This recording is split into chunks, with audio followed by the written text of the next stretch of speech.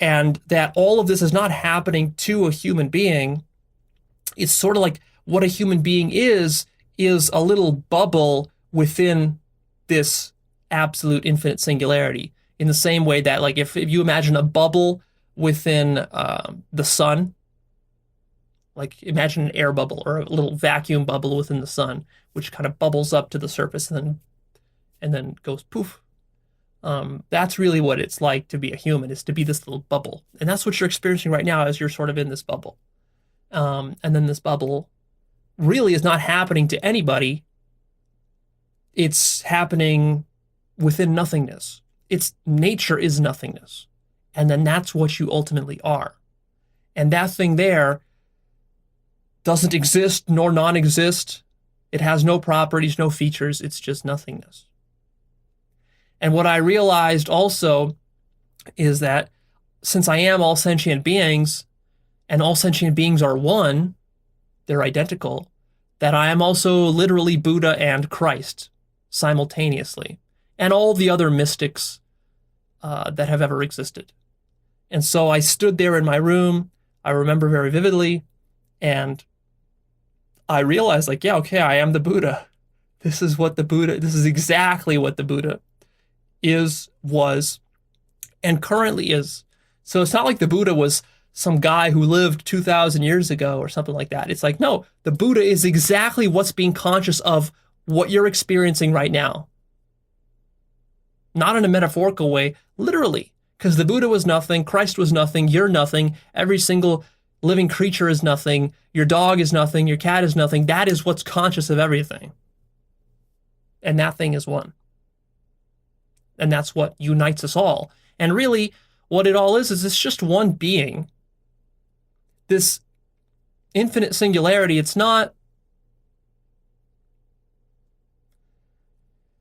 just one being. It's like an infinite head hydra. And it can be anything that it wants to be. And you're just one of the heads of this hydra. And this hydra is fully alive and conscious and infinitely creative. So life is not something that is happening within your body. Life is happening across the board everywhere. Every single square centimeter of the universe is alive. But of course, we don't really see it that way because we're very human-oriented. And we're also very mammalian-oriented. And we're biology-oriented. And we don't see the life throughout the fabric of space itself. But when you go into this singularity, you see that since everything is united in one, that all of it is alive. There aren't parts of it that are and parts of it that aren't. That's distinctions that we make in a relative fashion for scientific purposes and for human being purposes. I also became acutely aware that non-existence is impossible, and that there's nothing to fear about death, because death is here right now. If you want to think of it that way. You think that when you die, you go somewhere, you disappear into some void or some nothingness? No, that void is here right now. That void is what's conscious of everything right now. There is no other place to go. You can't escape the all. You can't escape infinity because infinity is everywhere. There's no way you can escape it. Anywhere you are, it already is.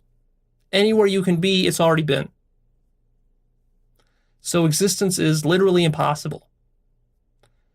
And that's a pretty cool thing to realize about life. It starts to change your attitude towards life and towards death and towards people and everything else. I also had the insight that reality as a whole is just this causal chain of creativity. I could see that the causal chain of creativity goes down infinitely forever to the bottom. Like some scientists will say, oh, well, our brain is doing all the work. All the neurons, they're making us creative. No, every single one of those neurons, you got to understand, it's infinite. It's got an infinite causal chain that goes on forever. You are never going to get to the bottom of what makes that neuron act like that neuron. You could break it down to subatomic particles, strings, and below that, and other dimensions, and you will never get to the bottom of it. It'll keep going and going and going and going and going forever. There's an infinite causal chain to everything, to every thought that you have, to all creative insights, to enlightenment itself, to your being, to your sitting here and breathing and being alive. It's an infinite causal chain of creativity. That's the essence of this thing. It's gargantuan. It's beyond anything that can fit within the little confines of science, for example.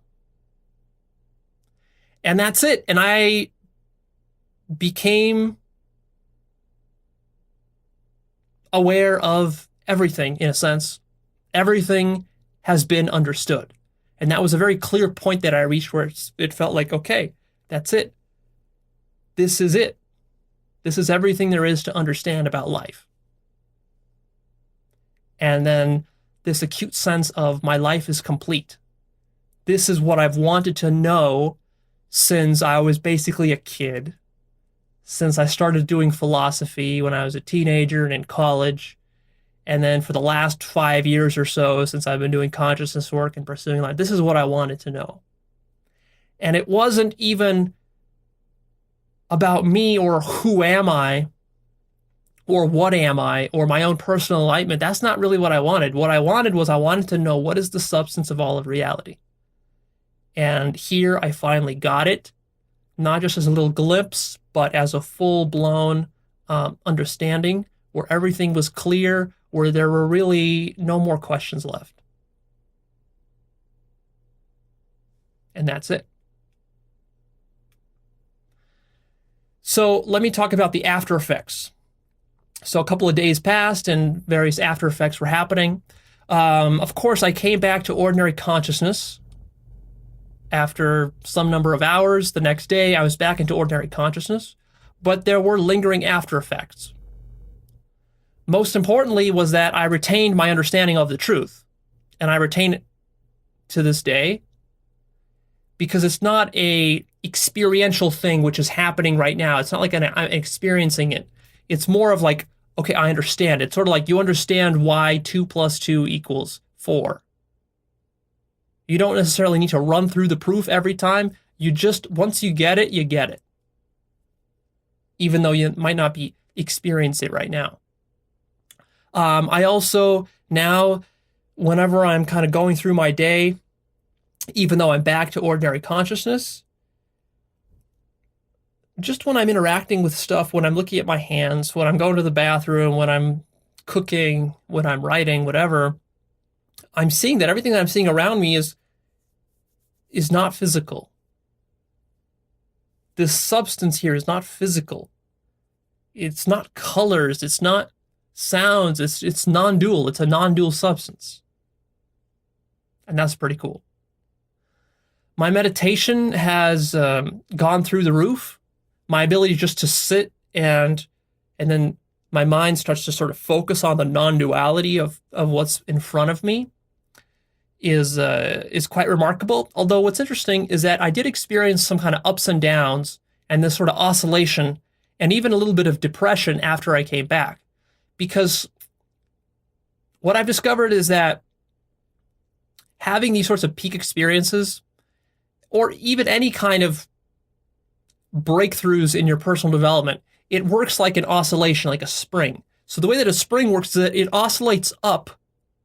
That's when you have your peak or you have your insight or you have some breakthrough in whatever you're doing. And it doesn't necessarily have to be just enlightenment. It could be in your business or in your art. You have this breakthrough. Then as a spring would oscillate, then it has to come back down. It doesn't come back down to baseline. It comes back down lower, right? Because it oscillates. And then it sort of goes through this kind of snaking motion until it evens out. So it's just like a wave like this, but then it comes back to baseline. Although the new baseline is a little bit higher than the old baseline. So what you're doing is you're having these peak experiences and then you're gradually raising your baseline, but you can never expect that your baseline is going to become your peak. That's the mistake that people make. And so it's also natural with this model to understand that when you have your peak, you're also going to have a little bit of a crash. Could be an epic crash, or it could be a little crash. It just depends on your situation. And then it sort of reverberates like that over a couple of days, maybe even a couple of weeks, and then it smoothens out. So that's a good lesson to keep in mind, because that's your expectations for what these things are going to do to you, so you're not blindsided, caught off guard by them. So in a sense, my meditation has skyrocketed, but also in a sense, I still notice just these minor agitations and frustrations and annoyances. Like sometimes I don't even just want to be sitting. Like one of the things I'll be talking about here in a second is I became extremely creative after this. And so I have so much creativity that my mind is racing with insights that I need to write down. And so it's hard for me to just sit and just to observe reality and to meditate, because I'm being so creative. And so that creates some kind of annoyance. And also just the idea that I have to sit there. Also, there's kind of like underlying layer of annoyance about it. I don't know, more so than it was in the past. I'm sure that's a phase that I can just kind of push through, but it has been bothering me a little bit. So by no means am I in some sort of ecstasy or bliss as I'm walking around. That has not happened. I do have a sense of peace, and especially I notice a sense of peace resulting from not seeking answers anymore. I don't feel like there's any answer that I particularly need to get through any kind of inquiry. And so, in fact, usually when I do inquiry, usually when I sit to meditate, I actually do a form of inquiry. But now I don't have anything to inquire about. So for me now, it's more about just meditation, which is just being with the present moment. It becomes very simple. There's like no asking myself questions of who am I, what is the world, what is reality, what are sentient beings. It's like, no, just sit there and notice that everything's already infinite. It's more like that. So that's, I guess, sort of the way that inquiry might progress if you're doing it right and you're having the actual answers. I still notice very acutely my addictions and bad habits because they have not gone away. Don't expect your bad habits and addictions to be cured by these sort of existential insights. I mean, it could happen, but not necessarily. And most likely you'll need to work on those separately. So I still have plenty of work to do as far as that goes. Creativity for me has gone through the roof, because one of the things that sort of happened to me in this journey of going into this Godhead is that I realized the creativity of everything, and I realized just how powerful of a force creativity is. And I sort of opened a channel, it felt like, to divine creativity, and that now is sort of flowing through me. It was before, but now I'm more aware of it, and I'm more aware of just how massive a force this is. And so over the last week, I've been very creative, working on my book, got a lot of stuff done, had a lot of amazing insights that I'll be sharing with you in the future that I've been taking notes on and conceptualizing and making sense of. So the creativity has been quite remarkable. And my passion has also been as high as ever. In fact, after all this happened, after these insights, I felt like even though my life was complete now, and there was nothing particular that I needed to do, I was just passionate about sharing these insights with the world. And I was just passionate about the creative process. I'm getting more in touch with my own creative process in ways that I sort of got out of touch with in the past. And that has been a great experience, although it is challenging to balance creativity with no mind or meditation. For me, that's been a big challenge for a while now, and it still is even now, because as I find my creativity rises, since my work is very conceptual and theoretical, I'm thinking about that a lot, and a lot of interconnections are being made and a lot of stuff has to be written down and organized. So I'm organizing ideas and concepts in my mind. But as I'm doing that, I am sort of in monkey mind mode in a sense, and I'm not in that kind of still peace meditative zone. And then when I'm being very creative all day and then I go to sit down and meditate for an hour, that's challenging because that kind of transition is difficult to make because once my mind gets creative, it's just off on its own being creative. And it's hard to put a stop to it and just be silent. So I'm still struggling with how to reconcile those two. One of the things that I notice with Zen people and yogis and such is that it's a lot easier just to focus on meditation alone. Like if you're living in a monastery or in a cave and you have no creative pursuits whatsoever, you're not doing any kind of art or any kind of business, you're not working with concepts, you're not trying to organize your knowledge to share with other people, that's a lot easier. Because you can just sit there with a blank mind all fucking day.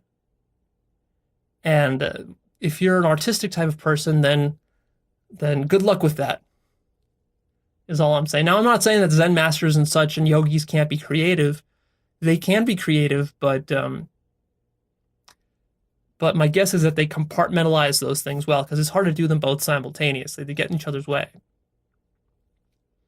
And then the last after effect that I really noticed is that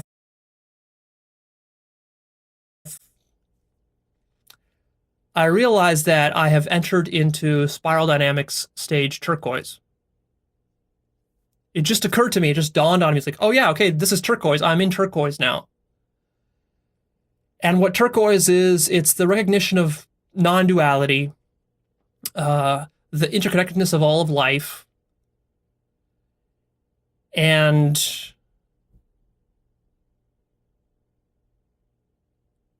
yeah, it's like, it's beyond systems thinking. So systems thinking is still happening. Stage yellow is at this level of where you're thinking about the world in a sort of analytical fashion. Whereas stage turquoise it's more at the level of being. You're being it, you're feeling it, you're more connected to it on an energetic level. It's beyond just breaking things down into analytical systems the way that an academic or a scientist might do. And it's seeing the irreducibly mystical nature of all of reality.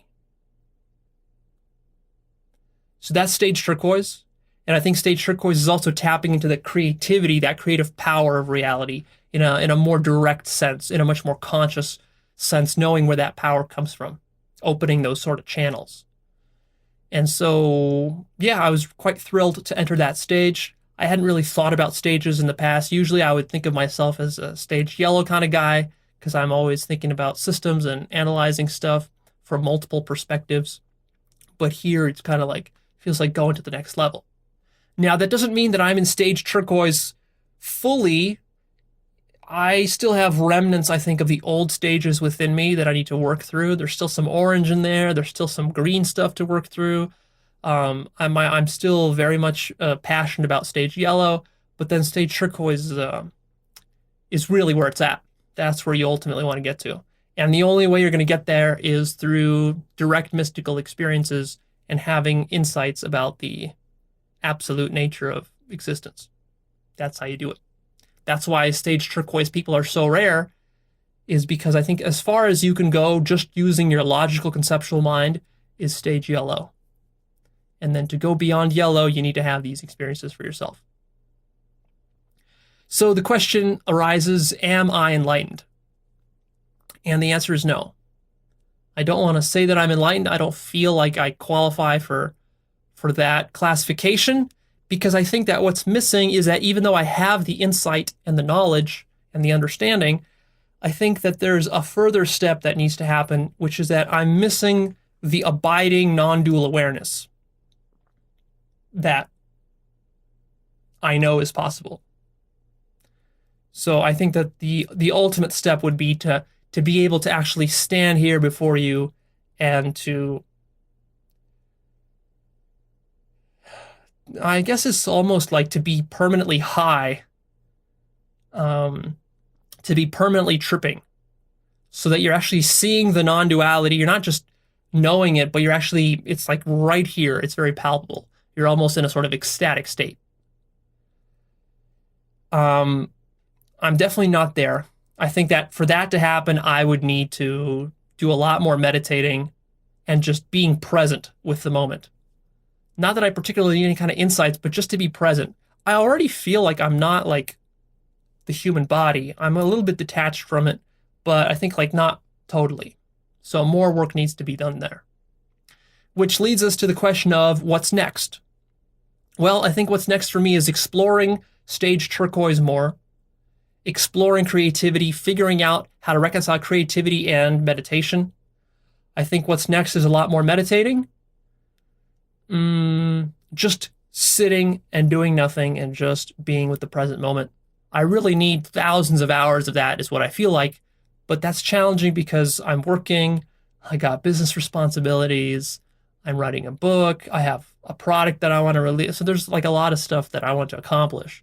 So it's all about choosing priorities, and it's hard for me to justify sitting for 10 hours a day just in pure meditation, although I'm sure that would get very pleasant very quickly if I did that. What's also next for me is organizing a lot of insights and knowledge that I have a backlog of for the world, and then sharing that. That's also what Stage Turquoise is all about, is it's really about connecting with your life purpose and making your life purpose sort of divine. You're divinizing your life purpose. Whereas before it was sort of just like, okay, yeah, I'm helping the world maybe, or I'm doing some good for my career. And here it's like, no, it's like I'm a force of God doing God's work with my life purpose. It's sort of like that. And by the way, if you're wondering like, oh, how do I reconcile life purpose with enlightenment work? There's nothing to reconcile. The two are two sides of the same coin. Your life purpose and your enlightenment will fit together perfectly if you get them right. And the one will fuel the other. And it doesn't matter if your life purpose is teaching people or making art or making music or running a business or whatever it is. It doesn't have to be teaching people. Your enlightenment will still dovetail with your life purpose. What else is next for me is more research and more learning. I still feel like there's a lot of stuff that I want to learn and to research for the purposes of teaching it. And also these are more minor relative insights. So these are not absolute things that I'm researching. These are just relative insights. There's a lot of stuff within the mystical and spiritual domain and within science, within philosophy and history and other places that I want to research and kind of cobble together as I'm doing my work for the purpose of my life purpose, and also just because I'm naturally curious about them. What's more is more tripping. I found that ALAD is the most effective tool for contemplation, even more so than 5-MeO DMT. Because 5-MeO is just, it's extremely powerful. It's overkill, really, and it's too short to contemplate anything serious. You're just getting a little taste of the honey. You're not able to eat the whole jar. I mean, unless you do it constantly, I guess. But the ALAD is more gentle, and I love it because I get to sit there for 4 hours and just contemplate the hell out of everything that I want to, and it's very, very, very productive for me. So that's my go-to tool these days. Not to say that I'll never do 5-MeO, but I like the sort of gentleness of ALAD, and I can still go just as deep. What else is next for me is more personal development. There's still a ton of stuff that I want to work on in myself that is suboptimal. Like I said, bad habits, addictions, annoyances, emotional disturbances and stuff. All that stuff is still there, and you better believe that it will be there for you even after enlightenment. All that shit will still be there. You're going to have to work on it. So don't be thinking that enlightenment somehow makes personal development obsolete, or that if you're pursuing enlightenment, then you shouldn't be doing personal development. No, you need to be doing both, because they're both going to be necessary. You can't avoid doing just regular old-fashioned personal development work.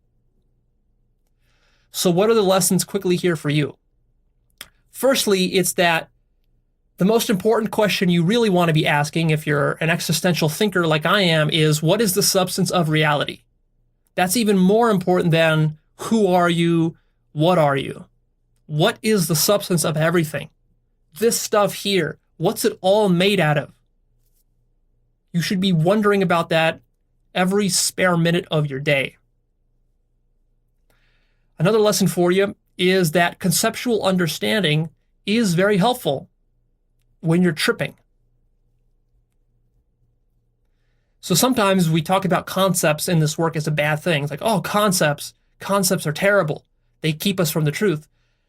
Yes, and also no, because people who don't have the right conceptual foundations are not able to make sense of it, of the truth, and they're not able to make sense of their trips.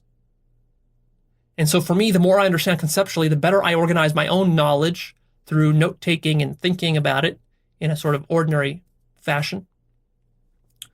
Then when I do experience these deep things, then I can make sense of them, and then also I can talk about them.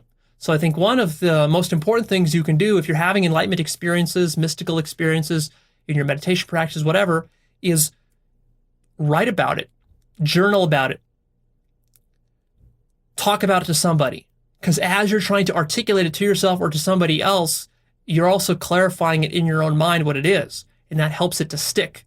And then that helps to lay the foundation for the next experience you're going to have, and the next one, and the next one. So you're sort of gradually layering this stuff, like almost like layers of cement, right? You need to gradually layer the cement. It has to harden. Then you need to put another layer on, another layer, and that way you can develop yourself very high.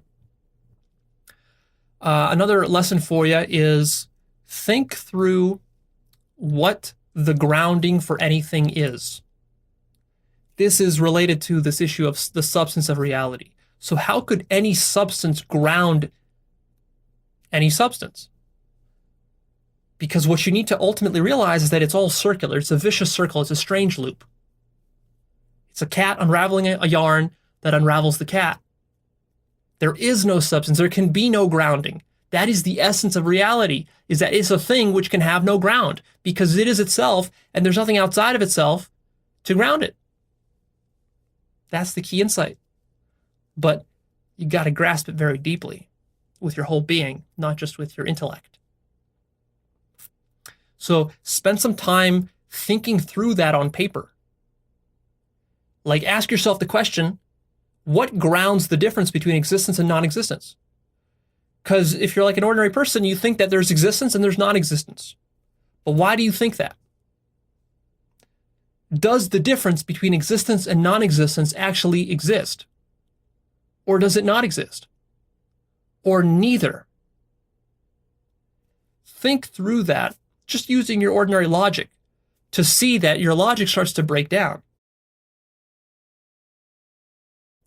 And then that will set you up for having the right kind of insight in the future.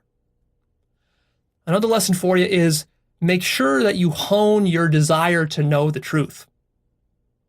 This is one of your key weapons in this work, is to have a genuine, a very genuine, authentic desire for the ultimate truth.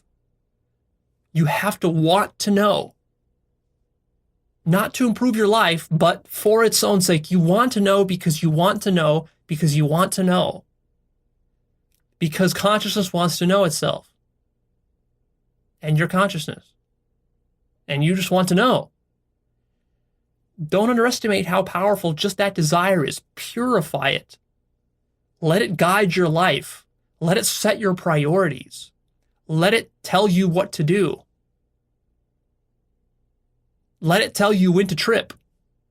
Let it tell you when to meditate, when to contemplate. That can do a lot for you and cut through a lot of bullshit. Another lesson for you is that creativity and enlightenment fit together perfectly.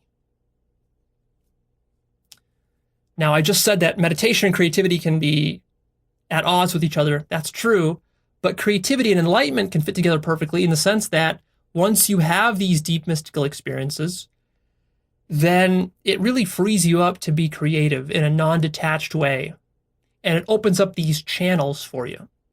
So if you're an artistic type of person, if you enjoy being creative, if you want to have a big impact on people with your creativity, and you want your creativity to be more effortless and not so neurotic and strained and filled with ego and all that, then enlightenment is like the perfect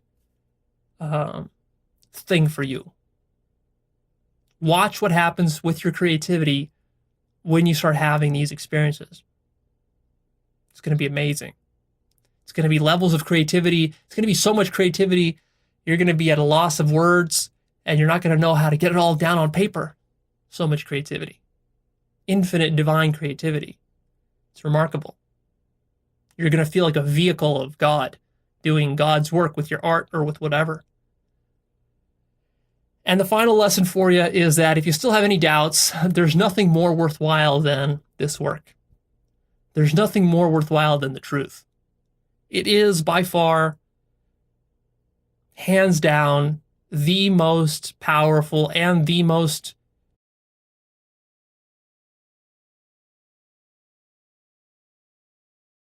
significant thing that can happen to your life. It'll transform your entire life.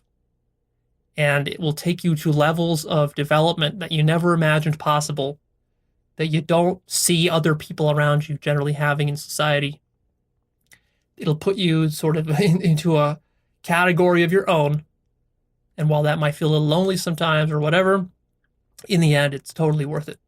So if you're sitting there and you're struggling to self-inquire and to contemplate and you don't know why you're not getting the results, well, just keep in mind that you're after a very big thing here. This is a very big thing, very big prize. So you're not going to get it cheaply or easily. Might take you some years of struggle to get there. In the meantime, just keep telling yourself that it's going to be worth it. Have that sort of faith. And it doesn't have to be blind faith, but it just has to be a little, you can use a little logic here as well. I'm not just standing here bullshitting you. This stuff is life transforming. And I wish that I could communicate the full emotional power of this stuff better, but it's just not possible because this is something you have to experience for yourself. That's it. I'm out of here. Please click the like button for me. Post your comments down below. Share this with a friend and come check out actualize.org.